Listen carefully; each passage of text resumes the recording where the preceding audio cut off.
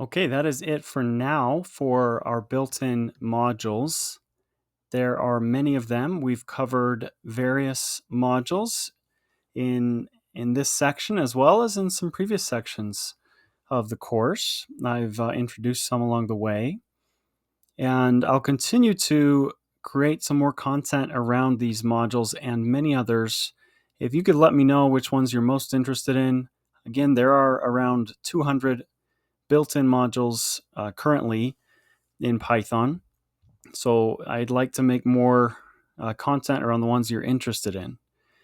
And these ones that I've listed here are 20 of arguably some of the most commonly used modules. So I'd invite you to pause the video and take a look at some of these and see which ones might be useful to you or might pique your interest that we can learn about more.